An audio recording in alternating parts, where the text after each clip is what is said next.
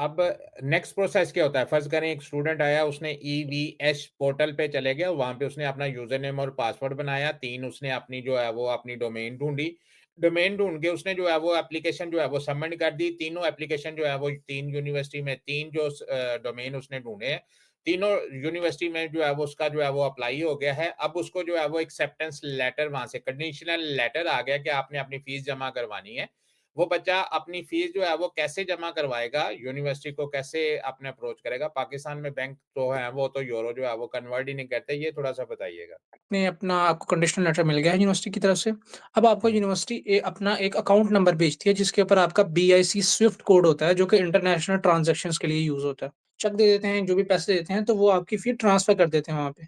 Euros में सही, convert नहीं होती, लेकिन जो BIC Swift international transaction system है, उसमें उसके थ्रू आपके पैसे ट्रांसफ़र हो जाते हैं यूनिवर्सिटी में, और एज़ सून यूनिवर्सिटी को पैसे मिल जाते हैं, उसके 10 ही दिन के अंदर आपको एनरोलमेंट लेटर मिल जाता है। एप्लीकेशन अप्लाई करवा ली, कंडीशनल लेटर आ गया, कंडीशनल लेटर के ऊपर आपने जो है वो फ़ीस जमा करवा दी, फ़ीस जमा करवाने के बाद आपको जो है वो स्टडी एग्रीमेंट और एनरोलमेंट लेटर वगैरह आ गए। अब नेक्स्ट प्रोसेस ये है कि भई स्लोवेनिया की एम्बेसी पाकिस्तान में नहीं है, बच्चे जो है वो रीच आउट कैसे करें एम्बेसी को और वीज़ा कहाँ पे अप्लाई करेंगे? ये थोड़ा-सा बताएँ? अच्छा सर, ये जो मेन चीज़ है जिससे हमारे बच्चे घबराते हैं वीज़ा फ़ाइल करने से कि आया कि हमारा वीज़ा रिजेक्ट तो नहीं हो जाएगा, कैसे अप्लाई करना है, हमें नहीं पता अपॉइंटमेंट कैसे लेनी है।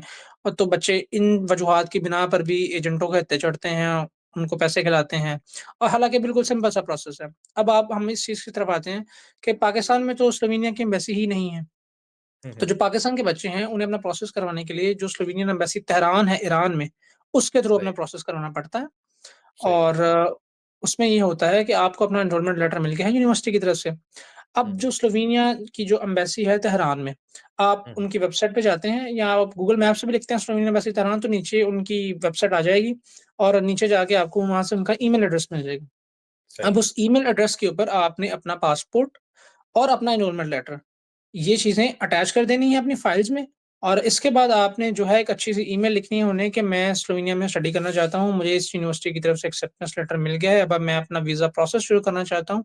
तो मुझे अपनी टीआरसी अपॉइंटमेंट के लिए या अपनी जो भी फिंगरप्रिंट्स देने हैं, डॉक्यूमेंट जमा कराने हैं, उस चीज़ की अपॉइंटमेंट के लिए, सॉरी, उस चीज़ के लिए मुझे एक अपॉइंटमेंट चाहिए।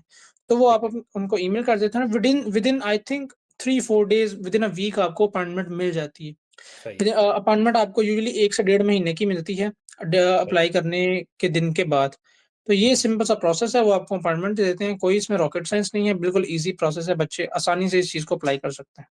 अच्छा, स्लोवेनियन एम्बेसी जहाँ पे आप जो है वो अपॉइंटमेंट के लिए रिक्वेस्ट करते हैं कि भई आपको जो है वो अपॉइंटमेंट चाहिए, तो वो अपॉइंटमेंट जब आप उनको रिक्वेस्ट करते हैं, तो वो क्या है आपको कोई सपोर्टिंग डॉक्यूमेंट भी साथ में सेंड करते हैं कि आपने ये जो है वो ईरान का वीज़ा लगवाना है? क्योंकि पाकिस्तान से मोस्टली जितने भी यंग लड़के हैं या लड़कियाँ हैं, उनको जो है वो ईरान का वीज़ा तो मिलता ही नहीं है, क्योंकि ईरान एम्बेसी वालों को पता है कि ये लोग जो हैं जितने भी यंग बच्चे हैं, वो तो डंकी लगाने के लिए जो है वो जी। ईरान का रास्ता यूज़ करते हैं कि भई ईरान से गुज़र के हम तुर्की में चले जाएँगे और तुर्की से हम जो है वो यूनान में घुस जाएँगे। तो यूनान में स जो ईरान वाले हैं, वो तो यंग बच्चे को जो है वो वीज़ा ही नहीं देते, तो वीज़ा लेना कितना मुश्किल है तेहरान का? ये ईरान का, ये स थोड़ा-सा बताइएगा? अ, जी सर, बिल्कुल ऐसी बात है। ईरान एम्बेसी तो ईरान एम्बेसी है, हमारे तो एफआईए वाले जो एयरपोर्ट के ऊपर होते हैं, वो ही अगर ईरान का वीज़ा मिला भी हो तो नहीं जाने देते आगे। तो इसके लिए एग्ज़ैक्टली। वो आपको इस तरह करते हैं कि वो आपको एक ईमेल भेज देते हैं कि ये जो हुँ, बच्चा है, ये हमारे पास आ रहा है, हमने इसे ऑथराइज़ किया है, इसका इंटरव्यू है और ये इसका नाम है। वो आपको वो जो बिग कैपिटल लेटर्स होते हैं, ब्लॉक लेटर्स, उसमें आपका नाम लिख देते हैं और वो आपको एक लेटर सा भेज देते हैं या कोई ईमेल सी भेज देते हैं, और वो नीचे लिखते हैं कि ये ईमेल आप जो अथॉरिटीज़ हैं, उनको दिखा के ईरान का वीज़ा ले सकते हैं और अपनी जो इमिग्रेशन होती है, वो भी क्लियर कर सकते हैं। क्योंकि उन्हें भी पता है पाकिस्तान में कितने मसाइल चल रहे हैं, हमने उन्हें ये चीज़ बताई हुई है।